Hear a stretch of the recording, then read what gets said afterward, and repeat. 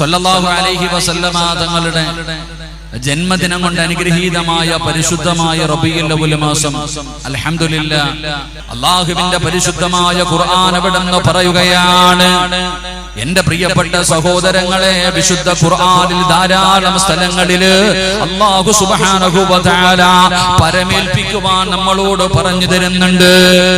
എല്ലാവരും ആണുങ്ങളാകട്ടെ പെണ്ണുങ്ങളാകട്ടെ പലപ്പോഴും നമ്മുടെ നാവിന്റെ തുമ്പിലേക്ക് കടന്നു വരുന്ന ഒരു വാക്കാണ് മാഷാ അല്ലാഹ്, ഇൻഷാ അല്ലാഹ്, തബാറകല്ലാഹ്, അൽഹംദുലില്ലാഹ്, തവക്കൽതു അലല്ലാഹ്, ഇന്നാ ലില്ലാഹി വ ഇന്നാ ഇലൈഹി റാജിഊൻ, സുബ്ഹാനല്ലാഹ്.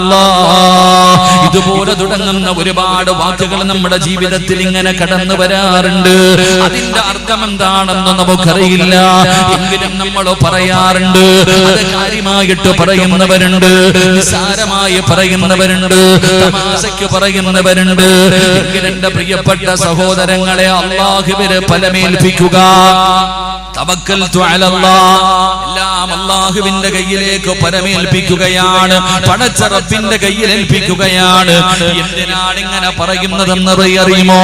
അല്ലാഹുവേ, ചില സത്യവിശ്വാസികൾ അങ്ങനെ പറയുന്നത് കേൾക്കുമ്പോൾ, ചില മുസ്ലിമീങ്ങൾ അതിങ്ങനെ പറയുന്നത് കേൾക്കുമ്പോ നമുക്ക് വല്ലാത്ത അത്ഭുതം തോന്നാറുണ്ട്. എങ്കിലത് വെറുതെ പറയുന്നതല്ല. അല്ലാഹുവിന്റെ പരിശുദ്ധമായ ഖുർആനിന്റെ 114 അധ്യായങ്ങൾ, 6000 പരം വരുന്ന പരിശുദ്ധമായ ഖുർആനിന്റെ ആയത്തുകൾ, ആ ഖുർആനിൽ നിങ്ങളൊന്ന് കണ്ണോടിച്ചു നോക്കിയാ ഈ ലോകത്തിന്റെ അധിപനായ, ഈ പ്രപഞ്ചം മുഴുവനും അടക്കി ഭരിക്കുന്ന രാജാധിരാജനായ മലിക്കുൽ ജബ്ബാറായ സർവാധിനാഥനായ സർവാധിപരനായ എന്റെയും നിങ്ങളുടെയും റബ്ബുണ്ടല്ലോ, അല്ലാഹു സുബ്ഹാനഹു വ തആല പരിശുദ്ധമായ ഖുർആനിന്റെ പല സ്ഥലങ്ങളിലും അല്ലാഹു പറയുകയാണ്, നിങ്ങൾ പരമേൽപ്പിക്കണേ, നിങ്ങൾ തവക്കൽതു അലല്ലാഹ് എന്ന് പറയണേ. അത് സത്യവിശ്വാസികളോട് അല്ലാഹുവിന്റെ ഖുർആൻ അവിടുന്ന് ഉണർത്തുമ്പോൾ നിങ്ങൾ അല്ലാഹുവിന്റെ ഖുർആൻ എടുത്ത് തിരഞ്ഞു നോക്ക്, പരിശുദ്ധമായ ഖുർആൻ എടുത്ത് തിരഞ്ഞു നോക്ക്. അല്ലാഹു പറയുകയാണ്, വതവക്കൽ വതവക്കൽ അലല്ലാഹ് വതവക്കൽ അലൽ ഹയ്യില്ലദീ ലാ യമൂത് വസബ്ബിഹു ബിഹംദി വകഫാ ബിഹി ബിദുനൂബി ഇബാദിഹി ഖബീറാ. അല്ലാഹുവിന്റെ പരിശുദ്ധമായ ഖുർആൻ അവിടുന്ന് തിരഞ്ഞു നോക്കിയാൽ അല്ലാഹു ഖുർആനിലൂടെ അവിടുന്ന് പറയുകയാണ്, ആരോടാണ് നിങ്ങൾ പരമേൽപ്പിക്കേണ്ടതെന്നറിയുമോ? ആരെയാണ് നിങ്ങൾ ഏൽപ്പിക്കേണ്ടതെന്നറിയുമോ? ഒരിക്കലും മരിക്കാതെ ജീവിച്ചിരിക്കുന്നവരിൽ നിങ്ങൾ പരമേൽപ്പിക്കണേ എന്ന് അല്ലാഹുവിന്റെ പരിശുദ്ധ ഖുർആൻ. അല്ലാഹുവിന്റെ വിശുദ്ധമായ ഖുർആൻ എടുത്തു നോക്കിയാൽ അല്ലാഹു സുബ്ഹാനഹു വ തആല പറയുകയാണ്, ഒരിക്കലും മരിക്കാത്ത ആളിൽ നിങ്ങൾ പരമേൽപ്പിക്കണേ എന്ന് അല്ലാഹുവിന്റെ വിശുദ്ധ ഖുർആൻ. അല്ലാഹു നമുക്ക് ഈമാൻ നൽകി അനുഗ്രഹിക്കുമാറാകട്ടെ. ആരാണ് ഒരിക്കലും മരിക്കാത്തവൻ? അല്ലാഹ്. ആരാണ് ഒരിക്കലും മരിക്കാത്ത ആൾ? അല്ലാഹ്. ബാക്കിയുള്ളത് ഈ പ്രപഞ്ചത്തിലുള്ള സർവ്വചരാചരങ്ങളും നശിക്കും, ഈ ലോകത്തുള്ള സർവ്വതും തകർന്നു പോകും, സർവ്വരും നശിക്കും. ഏറ്റവും അവസാനം മരിക്കുന്നത് മലക്കുൽ മൗത്ത് അസ്റായീൽ അലൈഹിസ്സലാം. മഹാനായ നബിയുനാ റസൂലുള്ളാഹി സ്വല്ലല്ലാഹു അലൈഹി വസല്ലമ തങ്ങൾ അതവിടുന്ന് പഠിപ്പിച്ചു തരുന്നുണ്ട്. ലോകത്തുള്ള എല്ലാവരും മരിച്ചു പോകും, എല്ലാവരും നശിച്ചു പോകും, അവസാനം അസ്റായീൽ അലൈഹിസ്സലാം മാത്രം ബാക്കിയാവും. അപ്പൊ അല്ലാഹ് ചോദിക്കും, ഇനി ആരാ? നമ്മൾ രണ്ടുപേരെ ദുനിയാവിലുള്ളൂ, ഈ ഭൂമിയിൽ നമ്മൾ രണ്ടുപേരേ ഉള്ളൂ, ഇനി ആരാ? അസ്റായീൽ പറയും, അടുത്ത പോകേണ്ടത് ഞാനാ. അസ്റായീൽ അലൈഹിസ്സലാം മരണപ്പെടും, അല്ലാഹു മാത്രം ബാക്കി, അല്ലാഹു മാത്രം ബാക്കി. അപ്പൊ പരമേൽപ്പിക്കാൻ അർഹതപ്പെട്ടത് അത് അല്ലാഹുവിനെയാണ് പരമേൽപ്പിക്കേണ്ടത്. അതുകൊണ്ട് അല്ലാഹുവിന്റെ പരിശുദ്ധമായ ഖുർആൻ ഇവിടുന്ന് പറയുകയാണ്, വതവക്കൽ അലൽ ഹയ്യില്ലദീ ലാ യമൂത് വസബ്ബിഹു ബിഹംദിഹി വകഫാ ബിഹി ബിദുനൂബി ഇബാദിഹി ഖബീറാ. ഒരിക്കലും മരിക്കാത്തവനായ ജീവിച്ചിരിക്കുന്നവരിൽ നിങ്ങൾ പരമേൽപ്പിക്കണേ എന്ന് അള്ളാന്റെ ഖുർആൻ പറയുമ്പോ അള്ളാഹു ഒരിക്കലും മരണം ബാധിക്കാത്തവനാണ്, എന്നെന്നും ജീവിച്ചിരിക്കുന്നവനാണ്. ഖുർആൻ മറ്റൊരു ഭാഗത്ത് പറയുകയാ, എന്റെ പ്രിയപ്പെട്ടവരെ, പരിശുദ്ധമായ ഖുർആൻ എവിടെന്ന് പറയുന്നു, വതവക്കൽ അലൽ അസീസിർ റഹീം, പ്രതാപിയും കാരുണ്യനിധിയുമായിട്ടുള്ള പടച്ച റബ്ബിൽ നിങ്ങൾ പരമേൽപ്പിക്കണേ. അള്ളാന്റെ വിശുദ്ധമായ ഖുർആൻ എടുത്ത് നോക്ക്, പല സ്ഥലങ്ങളിലും അല്ലാഹു അവിടെന്ന് പറയുകയാണ്, നിങ്ങൾ തവക്കൽതു അലല്ലാഹ്, നിങ്ങൾ അല്ലാഹുവിൽ പരമേൽപ്പിക്ക് എന്ന് പരിശുദ്ധമായ ഖുർആൻ അവിടെന്ന് തവക്കൽതു അലല്ലാഹ് എന്ന് പറയണമെന്ന് പരിചയപ്പെടുത്തുമ്പോ എന്റെ പ്രിയപ്പെട്ട സഹോദരങ്ങളെ, എല്ലാ കാര്യങ്ങളും അല്ലാഹുവിൽ പരമേൽപ്പിക്കുന്ന ഒരുപാട് പേരുണ്ട്. അത് സമ്പത്തിന്റെ വിഷയമാകട്ടെ, റിസ്കിന്റെ വിഷയമാകട്ടെ, മക്കളുടെ വിഷയമാകട്ടെ, രോഗത്തിന്റെ വിഷയമാകട്ടെ, ജീവിതത്തിന്റെ പ്രയാസങ്ങളാകട്ടെ, അള്ളാഹുണ്ടല്ലോ നമ്മുടെ കൂടെ, പടച്ച റബ്ബുണ്ടല്ലോ എന്ന് കരുതിയിട്ട് അല്ലാഹുവിനെ പരമേൽപ്പിക്കുന്ന ഒരുപാട് പേരെ നമുക്കറിയാം. എന്റെ പ്രിയപ്പെട്ടവരെ, അവർക്ക് അല്ലാഹു കൊടുക്കുന്ന പ്രതിഫലം എന്താ? ഈ തവക്കൽതു അലല്ലാഹ് എന്ന് ജീവിതത്തിൽ പറയുന്നവർക്ക് അല്ലാഹു കൊടുക്കുന്ന പ്രതിഫലം എന്തെന്നറിയുമോ? എന്റെ പ്രിയപ്പെട്ടവരെ, അത് വെറുതെ പറഞ്ഞതല്ല. അല്ലാഹുവിന്റെ പരിശുദ്ധമായ ഖുർആൻ എടുത്ത് നോക്ക്, അല്ലാഹു യഥാർത്ഥ ഒരു വിശ്വാസിയുടെ അടയാളം പറഞ്ഞു കൊടുക്കുകയാ. താടിയിലും തഴമ്പിലും ഇട്ടിരിക്കുന്ന വസ്ത്രത്തിലുമല്ല. അല്ലാഹുവിന്റെ പരിശുദ്ധമായ ഖുർആൻ ഒരു യഥാർത്ഥ സത്യവിശ്വാസി ആരാണെന്ന് പറഞ്ഞു തരികയാണ്. ആരാണ് യഥാർത്ഥ ഒരു സത്യവിശ്വാസി എന്നറിയുമോ? അവന്റെ അടയാളം എന്തെന്നറിയുമോ? ഈ സദസ്സിൽ നിരന്നു വന്നിരിക്കുന്ന ഞാൻ ഉൾപ്പെടെയുള്ള സഹോദരങ്ങള്, സഹോദരിമാര്, പഠിച്ചവനെ, നമ്മളൊക്കെ ഇടയ്ക്ക് ചിന്തിക്കാറുണ്ട് നമ്മൾ യഥാർത്ഥ ഒരു വിശ്വാസിയാണെന്ന്. കാരണം തടമ്പുണ്ട്, താടി വളർത്തുന്നുണ്ട്, ഒരുപാട് നന്മകൾ ചെയ്യുന്നവരാണ്. എങ്കിൽ യഥാർത്ഥ സത്യവിശ്വാസി ആരെന്നറിയുമോ? അല്ലാഹുവിന്റെ ഖുർആൻ അവിടുന്ന് സത്യവിശ്വാസികളുടെ അടയാളം പറയുകയാ. അല്ലാഹു പറയുകയാണ്, ഇന്നമൽ മുഅ്മിനൂനല്ലദീന ഇദാ ദുകിറല്ലാഹു വജിലത് ഖുലൂബുഹും വഇദാ തുലിയത് അലൈഹിം ആയാതുഹു സാദത്തുഹും ഈമാനാ വഅലാ റബ്ബിഹിം യതവക്കലൂൻ. അള്ളാന്റെ പരിശുദ്ധമായ ഖുർആൻ പറയുകയാ, ഒരു യഥാർത്ഥ സത്യവിശ്വാസി ആരാണെന്ന് അല്ലാഹു പരിചയപ്പെടുത്തുന്നു. ഇന്നമൽ മുഅ്മിനൂനല്ലദീന ഇദാ ദുകിറല്ലാഹു വജിലത് ഖുലൂബുഹും വഇദാ തുലിയത് അലൈഹിം ആയാതുഹു സാദത്തുഹും ഈമാനാ വഅലാ റബ്ബിഹിം യതവക്കലൂൻ. അല്ലാഹു നമുക്ക് ഈമാൻ നൽകുമാറാകട്ടെ. എന്റെ പ്രിയപ്പെട്ട സഹോദരങ്ങളെ, ഒരു യഥാർത്ഥ സത്യവിശ്വാസിയുടെ അടയാളം അല്ലാഹു പരിചയപ്പെടുത്തുമ്പോൾ അവിടെ നിന്ന് പറഞ്ഞത്, അവൻ അല്ലാഹുവിന്റെ ദൃഷ്ടാന്തങ്ങൾ കേൾക്കുമ്പോൾ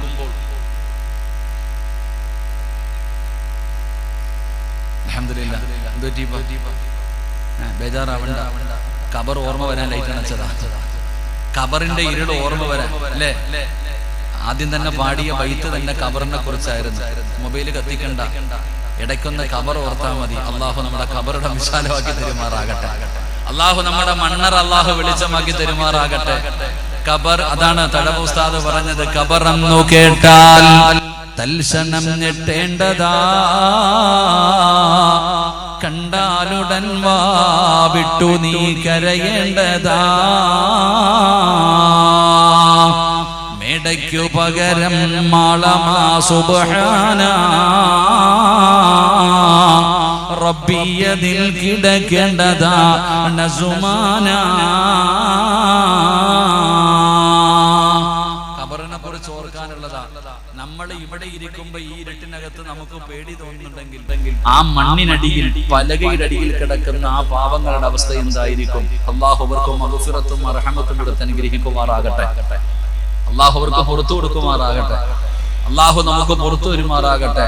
എന്റെ പ്രിയപ്പെട്ട സഹോദരങ്ങൾ, അതുകൊണ്ട് ഖബറിനെ കുറിച്ച് ഓർക്ക്. അല്ലാഹു നമുക്ക് ആ ഖബറിനെ കുറിച്ച് ഓർത്തു കഴിഞ്ഞാൽ ജീവിതത്തിൽ മാറ്റം വരുമെന്ന്. അതുകൊണ്ട് മൈക്ക് സെറ്റ് കാലനോട് ക്ഷമിക്കുന്നതിന് പരിധിയുണ്ട്. എന്ത് പറ്റിയതപ്പ?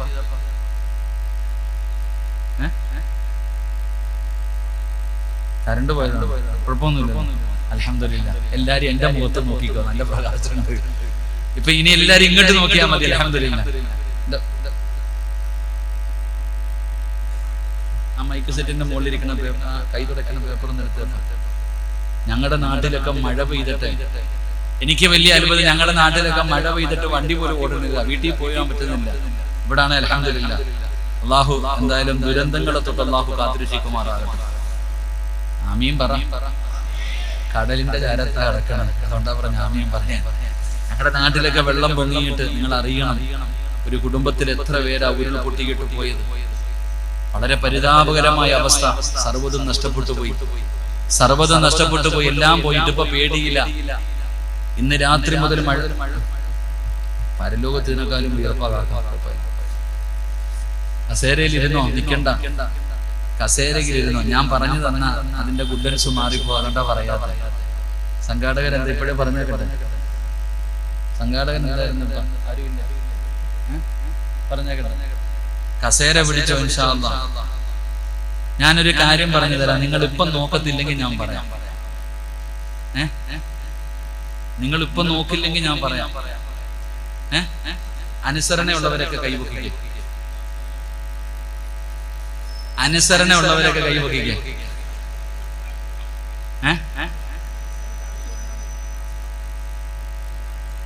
ശരി, നിങ്ങളുടെ തലയുടെ മുകളിൽ ഒരു സാധനം വന്ന് വീഴും, വീഴാതെ നോക്കിയാൽ മതി. സംഘാടകര് പറയണ്ടെന്ന് പറഞ്ഞത്, അതുകൊണ്ട് ഞാൻ പറയുന്നത്. ശരി, ഇൻഷാ അല്ലാഹ്. കസേരയിലിരിക്ക്, പ്രയോജനമുണ്ട്. അള്ളാഹു സ്വർഗത്തിന്റെ അവകാശികളെ പെടുത്തുമാറാകട്ടെ. എന്റെ പ്രിയം ആ പാവങ്ങളൊക്കെ പുറത്താട്ടാ, കസേര ഇട്ട് കൊടുത്തോ ഇൻഷാ അല്ലാഹ്. എന്റെ പ്രിയപ്പെട്ട സഹോദരങ്ങളെ, നമ്മൾ നോക്കാറുണ്ട് ചില ആൾക്കാര്. ഇപ്പൊ ഈ കാസർഗോഡ് ജില്ല, ഞാനൊരു ഉദാഹരണം പറയാം. ഞാനൊരു ദിവസം വഴുതിന് വന്നപ്പോ കാസർഗോഡ് മുബാറക്ക് മസ്ജിദ് എന്ന് പറയാ, ടൗണിൽ ഒരു പള്ളിയുണ്ട്, മുബാറക്ക് മസ്ജിദ്.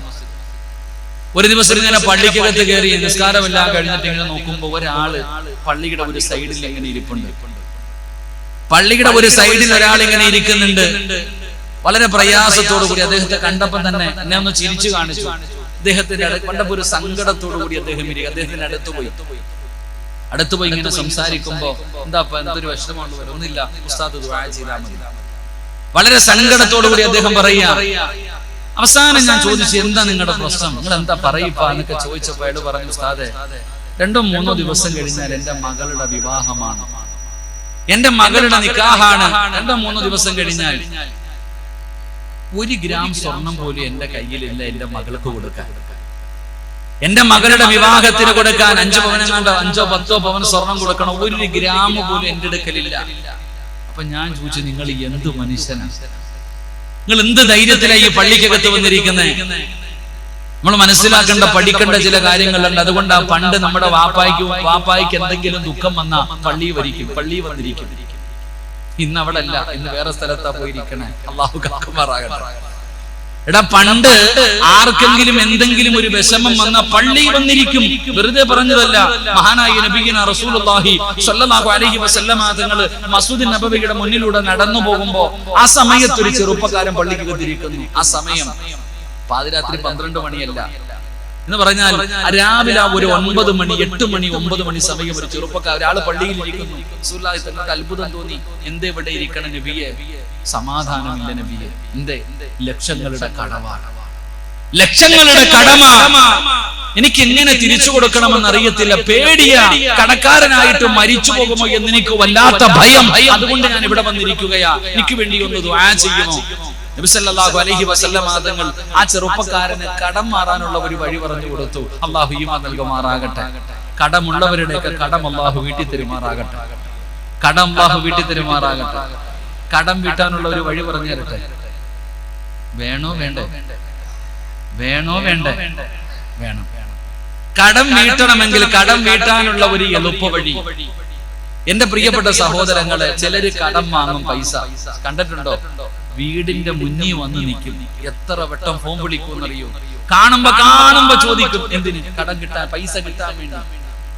കാര്യം കാണുന്നുണ്ടോ? പാലം കിടക്കുന്നത് വരെ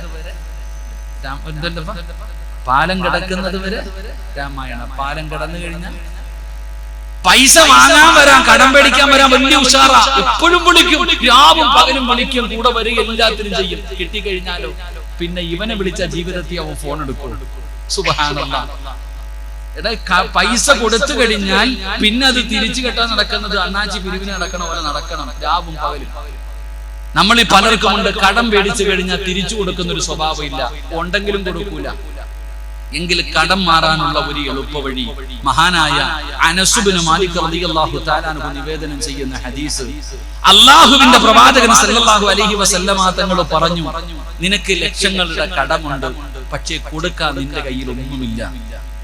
നിനക്ക് തിരിച്ചു കൊടുക്കാൻ ഒരു വഴിയുമില്ല, പക്ഷെ കടമുണ്ട്. പക്ഷെ നീ എപ്പോഴും മനസ്സിന്റെ ഉള്ളിൽ ചിന്തിക്കുന്നു, അല്ലാഹ് എനിക്ക് കടമുണ്ട് പടച്ചവനെ, മരിക്കുന്നതിന് മുമ്പ് അത് കൊടുത്തു വിട്ടണം, മരിക്കുന്നതിന് മുമ്പ് എങ്ങനെയെങ്കിലും കൊടുത്തു വിട്ടണം എന്ന ഒരു ചിന്ത നിന്റെ മനസ്സിലുണ്ടെങ്കിൽ നിന്റെ കടം അല്ലാഹു വീട്ടി തരുമെന്ന് ആദരവായ പ്രവാചകൻ നബി മുഹമ്മദ് മുസ്തഫ. എടാ, തിരിച്ചു കൊടുക്കാനുള്ള ഒരു മനസ്സ് നിനക്കുണ്ടെങ്കിൽ, ചിലരും ഉണ്ടെങ്കിലും കൊടുക്കൂല, ഒത്തിരി കഴിയട്ടെ കൊടുക്കൂല. എന്നാൽ ഇല്ല, കൊടുക്കാൻ കയ്യിൽ പൈസ ഇല്ലെങ്കിലും എനിക്ക് കടമുണ്ട്, അത് തിരിച്ചു കൊടുക്കണമെന്നുള്ള ബോധം നിനക്കുണ്ടെങ്കിൽ നിന്റെ കടം അല്ലാഹു വീട്ടി തരും. ഇല്ലെങ്കിലോ അതുകൂടെ കേൾക്കുക. പൈസ കയ്യിൽ വെച്ചിട്ട് നിന്നെ ഒരു ആപത്തിന് സഹായിച്ചവനെ തിരിച്ചു കൊടുക്കാൻ മനസ്സില്ലാത്തവനെ, എന്റെ പ്രിയപ്പെട്ട സഹോദരിമാരെ, വാശിയുടെ പേരിൽ വാങ്ങിച്ച പൈസ തിരിച്ചു കൊടുക്കാൻ മടി കാണിക്കുന്നവളെ അല്ലാഹുവിന്റെ പ്രവാചകൻ സല്ലല്ലാഹു അലൈഹി വസല്ലമ തങ്ങൾ പറഞ്ഞു, നിന്നെ അല്ലാഹു കൈവിടുകയാണ്, നിന്റെ സമ്പത്ത് മുഴുവനും അല്ലാഹു നശിപ്പിച്ചു കളയുമെന്ന് ആദരവായ പ്രവാചകൻ നബി മുഹമ്മദ് മുസ്തഫ. 1 ലക്ഷം രൂപയെ കടമുണ്ടായിരുന്നുള്ളൂ, കയ്യിലുണ്ടായിട്ടും കൊടുക്കാതെ നീ വാശി പിടിച്ച് നടന്ന ഉണ്ടാക്കിയത് മുഴുവനും പോകും. അല്ലാഹു കാക്കുമാറാകട്ടെ. അതാ പറയുന്നത്, 8ന്റെ പണി കിട്ടൂല. അല്ലാഹു കാക്കുമാറാകട്ടെ. അപ്പൊ ഞാൻ പറഞ്ഞു വന്നത്, ഈ സഹാബി പള്ളിക്കകത്തിരിക്കുക. അങ്ങനെ പണ്ട് നമ്മുടെ വാപ്പയും വാപ്പയുടെ വാപ്പയൊക്കെ പ്രായമുള്ളവരൊക്കെ ജീവിതത്തിൽ ദുഃഖം വരുമ്പോ പള്ളിക്കകത്ത് വന്നിരിക്കും, അവിടെ വന്നിരുന്ന് ദുആ ചെയ്യും. ആ സഹോദരൻ പള്ളിക്കകത്തിരിക്കുന്നു. ഞാൻ ചോദിച്ചപ്പോ പറഞ്ഞത്, 3 ദിവസം കഴിഞ്ഞാൽ എന്റെ മകളുടെ നിക്കാഹാണ്, എന്റെ കയ്യിൽ ഒന്നുമില്ല. പടച്ചവന് അത്ഭുതം തോന്നി. അദ്ദേഹം തന്റെ വീടിന്റെ ഫോട്ടോയൊക്കെ കാണിച്ചു തന്നപ്പോ സങ്കടം തോന്നി. എന്റെ പ്രിയപ്പെട്ടവരെ, ആദ്യം ഞാൻ ദേഷ്യപ്പെട്ടു, നിങ്ങൾ എന്ത് ധൈര്യത്തിലാണ് നിങ്ങൾ ഇങ്ങനെ ഇരിക്കണേ? അവസാനം അവിടുത്തെ ഇമാമും ഞങ്ങളൊക്കെ കൂട്ടുകാരാണ്, പലരെയും വിളിച്ചു. എല്ലാവരും ഓരോ പവൻ തരാം, അരപ്പവൻ തരാം. അന്ന് ആ പള്ളിക്ക് എടുത്തിരുന്നു കൊണ്ട് തന്നെ 3-4 പേരെ ഫോൺ വിളിച്ചപ്പോൾ ചില ആൾക്കാരൊക്കെ തരാന്ന് പറഞ്ഞ 5 പവനം കണ്ടായി.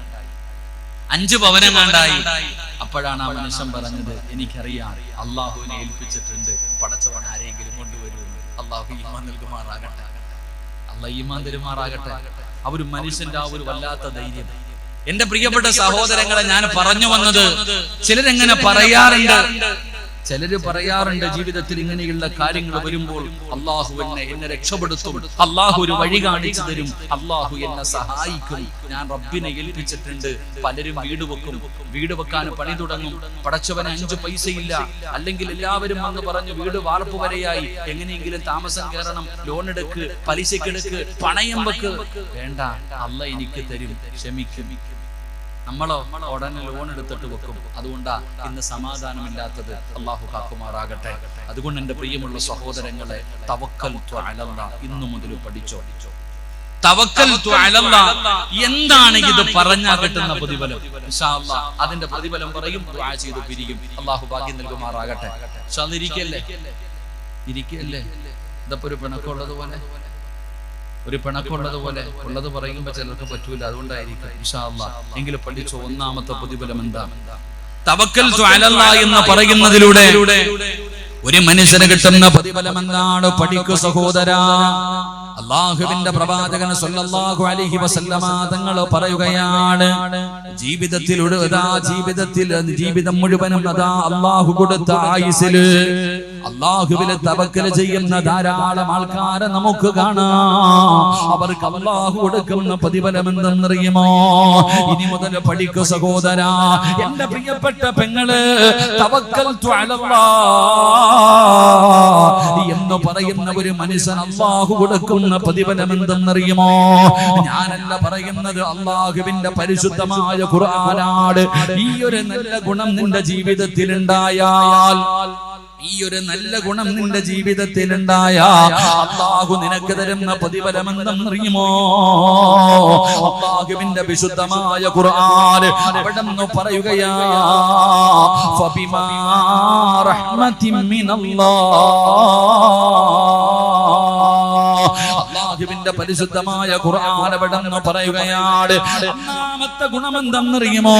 ഒന്നാമത്തെ പ്രതിഫലം എന്തെന്നറിയുമോ? തവക്കൽതു അലല്ലാഹ് എന്നതിന്റെ ജീവിതത്തിൽ ദുഃഖം വരുമ്പോൾ, ദുരിതം വരുമ്പോൾ, പ്രയാസം വരുമ്പോൾ, കടം വരുമ്പോൾ, രോഗങ്ങൾ വരുമ്പോ, പരീക്ഷണങ്ങൾ വരുമ്പോ അല്ലാഹുവിൽ പരമേൽപ്പിക്കുന്ന മനുഷ്യ ഒന്നാമത്തെ പ്രതിഫലം പറയുന്നത് അല്ലാഹുവാ. ഫൈദാ അസംത ഫതവക്കൽ അലല്ലാഹ് ഇന്നല്ലാഹ യുഹിബ്ബുൽ മുതവക്കിലീൻ.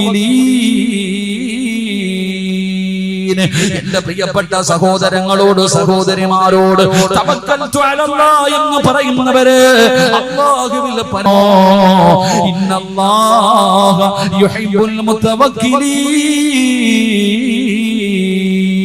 ഈ ലോകത്തിന്റെ അധിപനായ, ഈ പ്രപഞ്ചത്തിന്റെ സിട്ടാവായ, എന്റെയും നിങ്ങളുടെയും രക്ഷിതാവായ പടച്ചറബുണ്ടല്ലോ, അല്ലാഹുവിന് അവരെ വല്ലാത്ത ഇഷ്ടമാണെന്ന് അല്ലാഹുവിന്റെ വിശുദ്ധ ഖുർആൻ. അങ്ങനെ പറയുന്നവരെ പടച്ചറബിനെ വല്ലാത്ത ഇഷ്ടമാണ്. അല്ലാഹു അവരെ സ്നേഹിക്കുന്നുണ്ട്. ആരാണ് സ്നേഹിക്കുന്നത്? എടാ ചെറുപ്പക്കാരാ, തവക്കൽതു അലല്ലാഹ് എന്ന് പറയുന്നവനെ നിന്നെ അല്ലാഹുവിനെ വല്ലാത്ത ഇഷ്ടമാടാ. എന്റെ പ്രിയപ്പെട്ട പെങ്ങള്, ഒരാൾ അല്ലാഹു ഇഷ്ടപ്പെട്ട് കഴിഞ്ഞാൽ, ഒരാളെ അല്ലാഹു ഇഷ്ടപ്പെട്ട് കഴിഞ്ഞാൽ പിന്നെ പറയേണ്ടതില്ലല്ലോ, പിന്നെ പേടിക്കേണ്ടതില്ലല്ലോ. അല്ലാഹുവിന്റെ സംരക്ഷണം വരികയാണ്. നിന്റെ കൂടെ അല്ലാഹുവുണ്ടല്ലോ. അല്ലാഹുവിൽ പരമേൽപ്പിക്കുന്ന മനുഷ്യനെ പടച്ച റബ്ബിന് ഇഷ്ടമാണെന്ന് പറഞ്ഞത് അല്ലാഹു തന്നെയാ. അതുകൊണ്ട് എന്റെ പ്രിയപ്പെട്ടവർ പഠിച്ചോ, ഒന്നാമത്തെ പ്രതിഫലം എന്തെന്നറിയുമോ? തവക്കൽതു അലല്ലാഹ് എന്ന് പറയുന്നവന് അല്ലാഹു ഇഷ്ടപ്പെടുമെന്ന് അല്ലാഹുവിന്റെ വിശുദ്ധ ഖുർആൻ. അല്ലാഹു ഇഷ്ടപ്പെട്ട് കഴിഞ്ഞാൽ പിന്നെ ഒരു പേടി വേണ്ട, പ്രയാസം വേണ്ട, ടെൻഷൻ വേണ്ട, ദുഃഖം വേണ്ട. എല്ലാ വിഷയത്തിനും അവന് പരിഹാരമാവുകയാണ്. അതുകൊണ്ട് തവക്കൽതു അലല്ലാഹ് പറയുന്നവർക്ക് അല്ലാഹു കൊടുക്കുന്ന ഒന്നാമത്തെ പ്രതിഫലം പടച്ച റബ്ബ് വരെ ഇഷ്ടപ്പെടുകയാണ്. രണ്ടാമത്തെ കാര്യം എന്തെന്നറിയുമോ? രണ്ടാമത്തെ നേട്ടം എന്തെന്നറിയുമോ? വമൻ യതവക്കൽ അലല്ലാഹി ഫഹുവ ഹസ്ബുഹു ഇന്നല്ലാഹ ബാലിഗു അംരിഹി ഖദ് ജഅലല്ലാഹു ലികുല്ലി ശൈഇൻ ഖദറാ. രണ്ടാമത്തെ നേട്ടം എന്തെന്നറിയുമോ? ഏത് വിഷയത്തിലും അവൻ അല്ലാഹു മതിയാവുകയാണ്. അല്ലാഹു മതി, എന്ത് വന്നാലും അല്ലാഹു മതി, എന്ത് വന്നാലും അല്ലാഹു മതി. ഏത് കാര്യത്തിനും അവനെ പടച്ച റബ്ബിനെ ഏൽപ്പിക്കുകയാണ്. അവന് സമാധാനമാണ്, അവന് സമാധാനമാണ്. എന്റെ പ്രിയപ്പെട്ട സഹോദരങ്ങളെ, അല്ലാഹുവിൽ പരമേൽപ്പിച്ചു കഴിഞ്ഞാൽ പിന്നെ ഒരു ഭയമില്ലല്ലോ. മഹാനായ കലീമുല്ലാഹി മൂസാ നബി അലൈഹിസ്സലാം, ആഗമിന്റെ പ്രവാചകൻ മൂസാ നബി അലൈഹിസ്സലാമിന്റെ ചരിത്രം അറിയുമല്ലോ. മഹാനായ ഖലീലുല്ലാഹി ഇബ്രാഹിം നബി അലൈഹിസ്സലാം. എന്റെ പ്രിയപ്പെട്ടവരെ, നമുക്ക് പ്രവാചകന്മാരുടെ ചരിത്രം അറിയുമല്ലോ. അല്ലാഹു മതിയാവുകയാണ്, അല്ലാഹു മതിയാവുകയാണ്. ഒരു ടെൻഷനില്ല, ഒരു പേടിയുമില്ല. അല്ലാഹുവിന്റെ സഹായം വരുമെന്ന് അവർക്ക് ഉറപ്പാ. നമ്രൂദിന്റെ തീകുണ്ടാരത്തിലേക്ക് വലിച്ചെറിയാൻ അവിടുന്ന് അമ്പും പിന്നും തയ്യാറാക്കി ആടി കത്തിക്കൊണ്ടിരിക്കുന്ന നമ്രൂദിന്റെ തീകുണ്ടാരത്തിലേക്ക് അവിടുന്ന് അതാ പ്രവാചകനെ ഇടാൻ വേണ്ടിയുള്ള പരിശ്രമം നടക്കുമ്പോ അവിടുന്ന് ചരിത്രം പറയുകയാണ്. ആകാശത്തിന്റെ മുകളിലൂടെ പറന്നു പോകുന്ന പറവകൾ പോലും അവിടുന്ന് കരിഞ്ഞു വീഴുന്ന രീതിയിൽ ഭയാനകമായ തീകുണ്ടാരം ഉണ്ടാക്കി വെച്ചിരിക്കുകയാണ്. അതാ പടച്ചവനെ, നമ്രൂദിന്റെ അനുയായികള് അവിടുന്ന് പ്രവാചകനെ വലിച്ചെറിയാനുള്ള തയ്യാറെടുപ്പ് നടത്തുമ്പോ അതാ വരുന്ന മുഖറബുൽ അംലാക്ക് മലക്ക് ജിബ്രീൽ അലൈഹിസ്സലാം കടന്നു വരികയാണ്. ഇബ്രാഹിം നബിയേ ഒന്ന് അനുവാദം തരുമോ, ഞാൻ സഹായിക്കട്ടെ, ഈ കാണുന്ന തീക്കുണ്ടാനം ഞാൻ അവിടെ നിന്ന് അണച്ചു കളയട്ടെ, ഞാൻ അവിടെ സഹായിക്കട്ടെ എന്ന് ഇബ്രാഹിം നബി അലൈഹിസ്സലാമിനോട് അവിടെ നിന്ന് ജിബ്രീൽ എന്ന് പറയുന്ന മലക്ക് ചോദിക്കുമ്പോ ഇബ്രാഹിം നബി പറഞ്ഞ മറുപടി എന്താ? ജിബ്രീലേ, എന്റെ റബ്ബുണ്ടല്ലോ, എന്റെ റബ്ബിനറിയാ എന്നെ സഹായിക്കാ. ഹസ്ബി അല്ലാഹ്.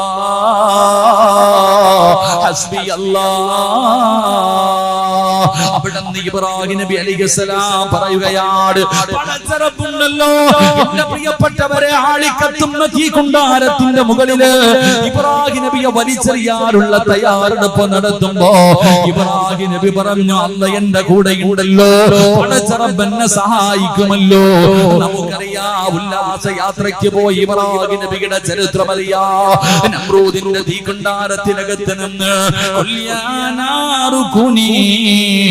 ബർദം വസലാമൻ അലാ ഇബ്രാഹിം. ഒരു രോമം പോലും കരിയാതെ, ഒരു രോമത്തിന് പോലും ഒരു പോരായ്മ പറ്റാതെ ഇബ്രാഹിം നബി ദിവസങ്ങൾക്ക് ശേഷം അതിനകത്ത് നിന്ന് എഴുന്നേറ്റ് വന്നെന്ന ചരിത്രം പറയുമ്പോ എന്റെ പ്രിയപ്പെട്ടവരെ, തവക്കൽതു അലല്ലാഹ് എന്ന് പറഞ്ഞു കഴിഞ്ഞാൽ ജീവിതത്തിൽ ഉണ്ടാകുന്ന ഒന്നാമത്തെ ഗുണം അല്ലാഹു അവരെ ഇഷ്ടപ്പെടുകയാണ്. അല്ല മതി, വിഷയത്തിലും അല്ല മതി. എന്റെ പ്രിയപ്പെട്ട പെങ്ങളെ, ചരിത്രങ്ങൾ പഠിക്കണം പൊന്നുമോളെ. ടെൻഷനാണല്ലോ, എന്തെങ്കിലും ഒരു വിഷയം കടന്നു വന്നാൽ, ഒരു പ്രയാസം കടന്നു വന്നാൽ, എന്തെങ്കിലും താങ്ങാൻ കഴിയാത്ത ദുഃഖങ്ങൾ കടന്നു വന്നാ, ഭർത്താവ് വഴക്കു പറഞ്ഞ, മാതാപിതാക്കളെ വഴക്കു പറഞ്ഞ, പെട്ടെന്ന് തകർന്നു പോകുന്ന പെങ്ങളെ, പൊന്നുമോളെ, ഈമാൻ കൊണ്ട് നീ രക്ഷപ്പെടാൻ തയ്യാറാകണം. നിന്റെ ഈമാനാണ് ഉറക്കേണ്ടത്, നിന്റെ ഈമാനാണ് ഉറപ്പിക്കേണ്ടത്. അതിനൊരു ചരിത്രമേതെന്നറിയുമോ? അല്ലാഹുവിന്റെ പ്രവാചകൻ സല്ലല്ലാഹു അലൈഹി വസല്ലമ തങ്ങള് അവിടുന്ന് ഒരു ദിക്ർ പറഞ്ഞു തരുന്നുണ്ട്. എത്ര വലിയ ജീവിതത്തിൽ താങ്ങാൻ കഴിയാത്ത വേദന വന്നാൽ, താങ്ങാൻ കഴിയാത്ത പരീക്ഷണങ്ങൾ ജീവിതത്തിലേക്ക് കടന്നു വന്ന ആത്മഹത്യ ചെയ്യണമെന്ന് തോന്നുമല്ലോ, ഈ ജീവിതം അവസാനിപ്പിക്കണമെന്ന് തോന്നുമല്ലോ, ജീവിതം മടുത്തു ചത്താ മതി എന്ന് കരുതിയിട്ട് ആത്മഹത്യ ചെയ്യുന്ന മുസ്ലിം സമുദായമേ, മോനെ, എത്ര വലിയ വിഷയത്തിനോ പരിഹാരമുണ്ടടാ. അറിയണോ ചെറുപ്പക്കാരാ, എന്റെ പ്രിയപ്പെട്ട ഈ നാട്ടിലെ പെണ്ണുങ്ങളോട് പറഞ്ഞു തരാ, അല്ലാഹുവിന്റെ പ്രവാചകന്റെ പ്രിയപ്പെട്ട ഭാര്യയായ മഹ്ദി ആയിഷ ബീബി റളിയല്ലാഹു തആല അൻഹയുടെ ചരിത്രം അറിയുമോ? ഉമ്മ, മക്കൾക്ക് പറഞ്ഞു കൊടുക്ക, ഉമ്മഹാത്തുൽ മുഅ്മിനീൻ മഹ്ദി ആയിഷ ബീബി ആരാണെന്ന് നിന്റെ പെൺമക്കൾക്ക് പറഞ്ഞു കൊടുക്ക. ആയിഷ ബീബിയുടെ ചരിത്രം വായിച്ചു നോക്ക്. അല്ലാഹുവേ, ഒരുപാട് അനുഗ്രഹങ്ങൾ കിട്ടിയ മഹ്ദിയല്ലേ ആയിഷ ബീബി. ആയിഷ ബീബി റളിയല്ലാഹു തആല അൻഹ അല്ലാഹുവിന്റെ പ്രവാചകന്റെ ഭാര്യയാണ്. ചരിത്രം അറിയുമല്ലോ, സൗബാൻ എന്ന് പറയുന്ന സ്വഹാബിയാണ്. സൗബാൻ റളിയല്ലാഹു തആല അൻഹു ആ സ്വഹാബിയെയും ചേർത്ത് വെച്ചിട്ട് വ്യഭിചാരത്തിന്റെ ആരോപണം നടത്തുകയാ. കാസർഗോഡിന്റെ പരിസരത്തുള്ള, കാഞ്ഞങ്ങാടിന്റെ പരിസരത്തുള്ള പെങ്ങള് അല്ലാഹുവിന്റെ റസൂലിന്റെ ഭാര്യ വെറുതെ വിട്ടില്ല. ആയിഷ ബീബി റളിയല്ലാഹു തആല അൻഹയും ബദരീങ്ങളിൽപ്പെട്ട സ്വഹാബിയാണ്. സൗഫാ റളിയല്ലാഹു തആല അൻഹു ആ സ്വഹാബിയെയും ചേർത്ത് വെച്ചിട്ടാണ് വ്യഭിചാരത്തിന്റെ ആരോപണം നടത്തിയത്. മുനാഫിക്കീങ്ങളാണ് തുടങ്ങുന്നത്. നാട് മുഴുവനും പറഞ്ഞു പരത്തുകയാണ്, എവിടെയും ആയിഷയാണ്, എവിടെയും ആയിഷ ബീബി വ്യഭിചരിച്ചെന്നുള്ള ചർച്ചയാണ്. മറ്റൊരു ചെറുപ്പക്കാരനുമായി അവിടെ നിന്ന് ബന്ധമുണ്ടെന്ന് പറയുകയാണ്. എല്ലാ സ്വഹാബികളും പല സ്ഥലങ്ങളിലും ചർച്ചകൾ നടന്നുകൊണ്ടിരിക്കുകയാണ്. റസൂലുള്ളാഹിനെ സഹിക്കാൻ കഴിഞ്ഞില്ല. അല്ലാഹുവിന്റെ പ്രവാചകൻ ഒരു ദിവസം വീടിനകത്ത് കടന്നു വന്നിട്ട് അവിടെ നിന്ന് പറയുന്നു, ആയിഷ, കുറച്ചു ദിവസം നീ നിന്റെ വീട്ടിലൊന്ന് പോയി നിൽക്ക ആയിഷ. അല്ലാഹുവിന്റെ റസൂൽ ഭാര്യ പറഞ്ഞു വിട്ടതല്ല. അവിടെ നിന്ന് പറഞ്ഞു, നീ ഒന്ന് പോയി നിൽക്ക്. ആയിഷ ബീവി റളിയല്ലാഹു തആല അൻഹ തന്റെ പ്രിയപ്പെട്ട ഭർത്താവായ മുത്തുനബി വീട്ടിലേക്ക് പറഞ്ഞു വിടുമ്പോ അതാ വരുന്നു മഹാനായ സയ്യിദുനാ അബൂബക്കർ സിദ്ദീഖ് റളിയല്ലാഹു തആല അൻഹു. ആയിഷ ബീവിയുടെ വാപ്പയാണ്. ഓടി ചെന്നിട്ട് പറയുന്നു, വാപ്പാ, ഞാനൊരു തെറ്റും ചെയ്തിട്ടില്ല, ഞാൻ അങ്ങനെ ചെയ്യുവോ വാപ്പാ? അബൂബക്കർ സിദ്ദീഖ് റളിയല്ലാഹു തആല അൻഹു മിണ്ടുന്നില്ല. പ്രിയപ്പെട്ട ഉമ്മയുടെ ചാരത്ത് ചെന്നിട്ട് ആയിഷ ബീവി കരഞ്ഞുകൊണ്ട് പറയുമ്പോ, ഉമ്മയും പറഞ്ഞത് തെളിവുകൾ മുഴുവനും നിനക്കെതിരാണ് ആയിഷ. ഒരു പഞ്ചായത്തല്ല, ഒരു വാർഡല്ല, ഒരു നാടല്ല, ഒരു ജനത മുഴുവനും പറയുകയാണ്. ഒരു നാട് മുഴുവനും ആയിഷ ബീവി തെറ്റുകാരിയാണെന്ന് ചർച്ച ചെയ്യുമ്പോ എല്ലാവരും സംശയത്തിന്റെ നിഴലിൽ നിൽക്കുമ്പോ ആയിഷ എന്ന് പറയുന്ന ആ ചെറുപ്രായക്കാരി തന്റെ വീടിനകത്തേക്ക് കടന്നു ചെന്നു. ഓരോ ദിവസവും രാവിലെ സുബഹി കഴിയുമ്പോ വീടിന്റെ വാതിലിൽ ഇങ്ങനെ നോക്കി നിൽക്കുകയാ. അല്ലാഹുവിന്റെ റസൂല് വരുന്നുണ്ടോ, അല്ലാഹുവിന്റെ റസൂല് വരുന്നുണ്ടോ. ദിവസങ്ങൾ കഴിഞ്ഞു പോവുകയാണ്, ദിവസങ്ങൾ കഴിഞ്ഞു പോവുകയാണ്. ഒരുപാട് ദിവസം കഴിഞ്ഞു. ഒരു ദിവസം രാവിലെ ആയിഷ ബീവി റളിയല്ലാഹു തആല അൻഹ നോക്കുമ്പോ മഹാനായ നബി മുഹമ്മദ് മുസ്തഫ സല്ലല്ലാഹു അലൈഹി വസല്ലമ തങ്ങളുടെ വീട്ടിലേക്ക് കടന്നു വരികയാണ്. ആയിഷ ബീവിക്ക് സന്തോഷമായി.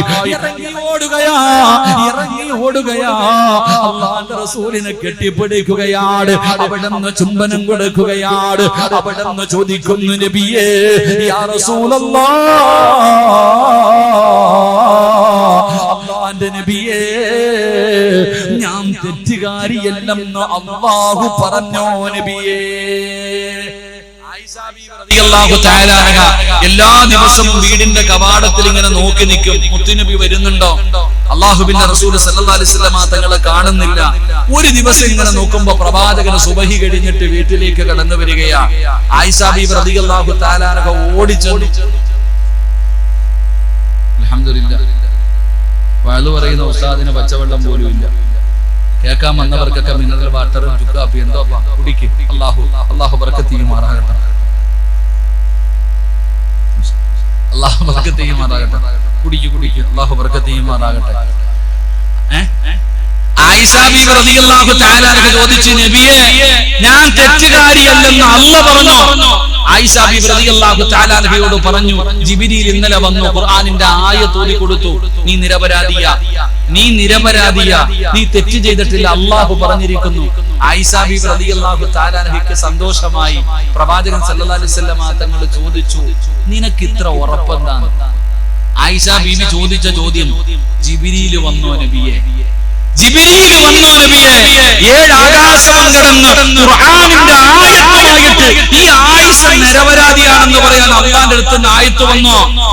ആ ഒരു ഒറ്റ വല്ലാത്ത ഒരു ചോദ്യം നബി സല്ലല്ലാഹു അലൈഹി വസല്ലം തങ്ങൾ ചോദിച്ചു, നിനക്ക് ഇത്ര ഉറപ്പെന്താണെന്ന്? നിനക്ക് ഇത്ര ഉറപ്പെന്താ? നീ ഇത്രയും ദിവസം ഈ വീടിനകത്ത് എങ്ങനെയാ കഴിഞ്ഞുകൂടിയേ? ആ സമയത്ത് ആയിഷ ബീവി റളിയല്ലാഹു തആല അൻഹ പറഞ്ഞു, നബിയെ, ഞാൻ പറഞ്ഞത് ഒരു ദിക്ർ പറഞ്ഞു ഞാൻ പിടിച്ചു നിന്നത്. ഒരു ദിക്ർ പറഞ്ഞിട്ടാണ് ഞാൻ പിടിച്ചു നിന്നത്.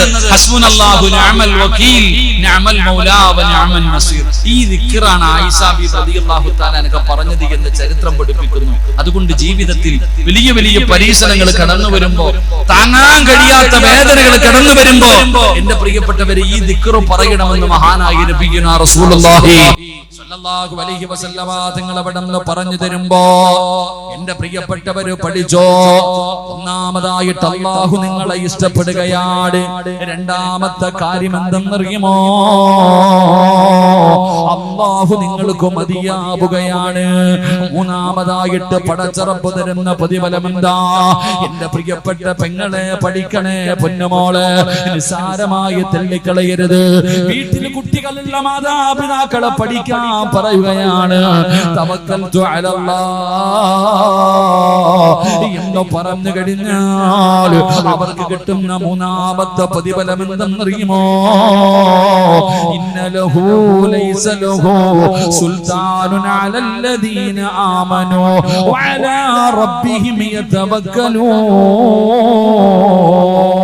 ഇന്നമസ്സൈത്വാനു അലല്ലദീന യതവല്ലൂനഹു വല്ലദീന ഹും ബിഹി മുശ്രികൂൻ.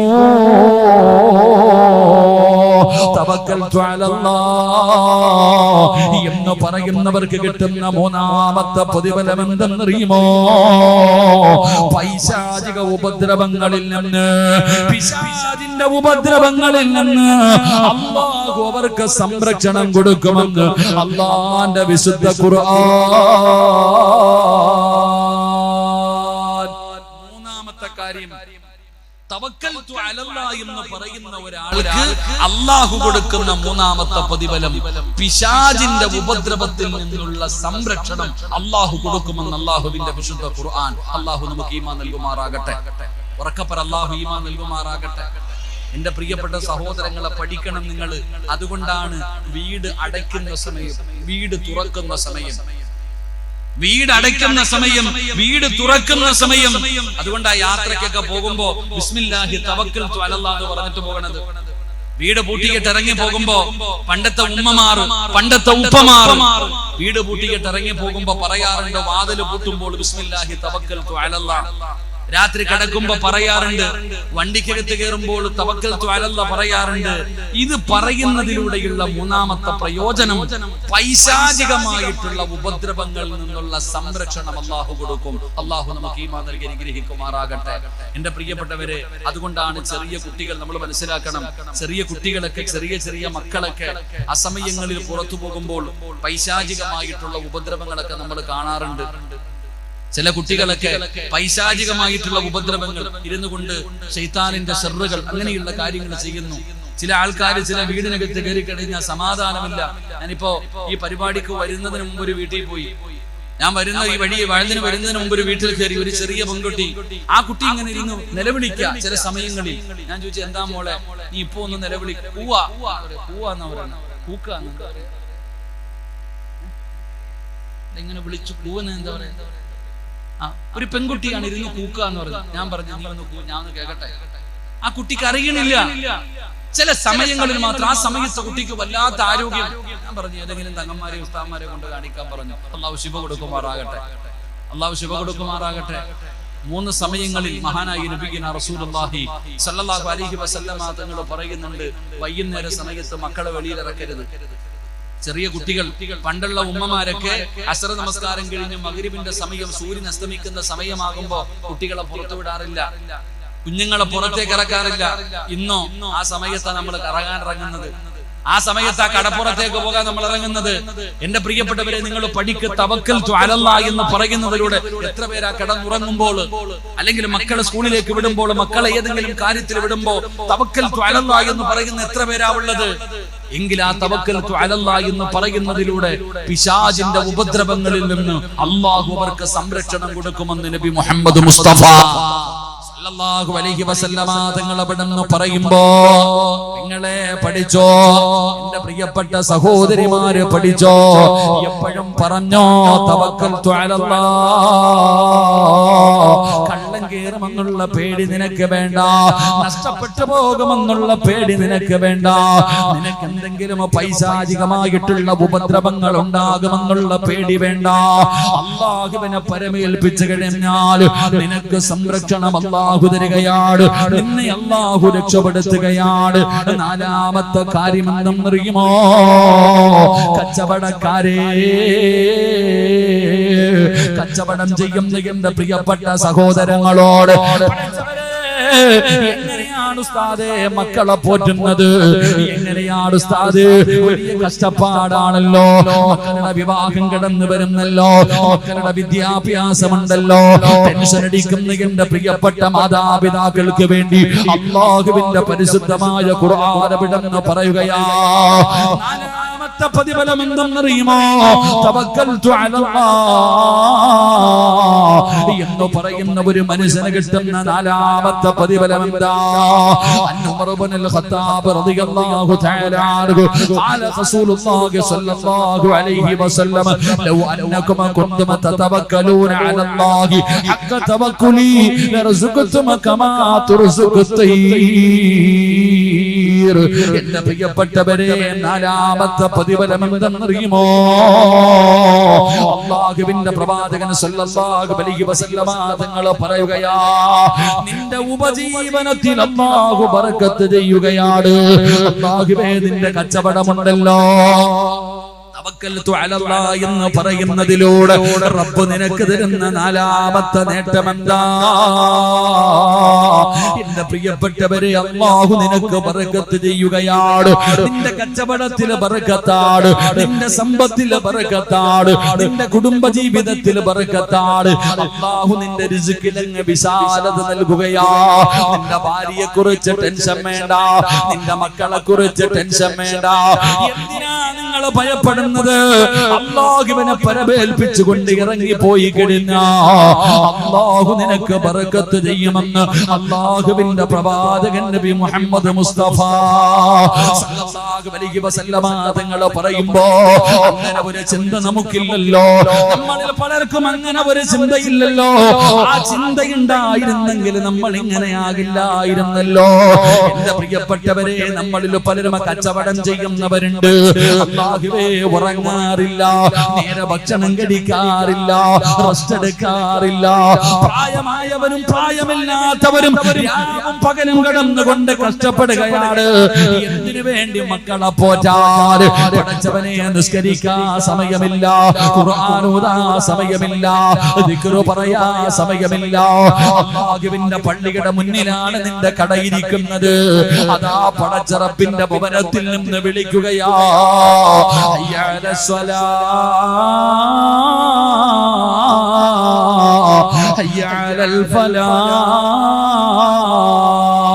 അല്ലാഹുവിന്റെ പള്ളിയുടെ മിനാരത്തിൽ നിന്ന് ബാങ്ക് വിളിക്കുമ്പോ കച്ചവടം ചെയ്തുകൊണ്ടിരിക്കുന്ന സഹോദര, എന്തുകൊണ്ടാണ് ജമാഅത്ത് നമസ്കരിക്കാൻ പള്ളിയിൽ പോകാത്തത്?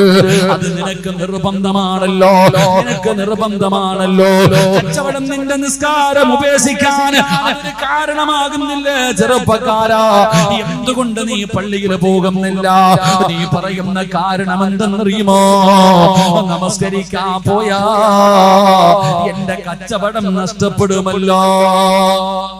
പള്ളിയുടെ മുന്നിൽ കടയിട്ടിരിക്കുന്ന ആൾക്കാർ പോലും ബാങ്ക് വിളിച്ചിട്ട് പള്ളി നിസ്കാരം നടക്കുമ്പോ പോകത്തില്ല. കാരണം എന്തേ? പോയാ കച്ചവടം നഷ്ടപ്പെടും, കുടുംബം പട്ടിണിയാകും. അല്ലാഹു കാക്കുമാറാകട്ടെ.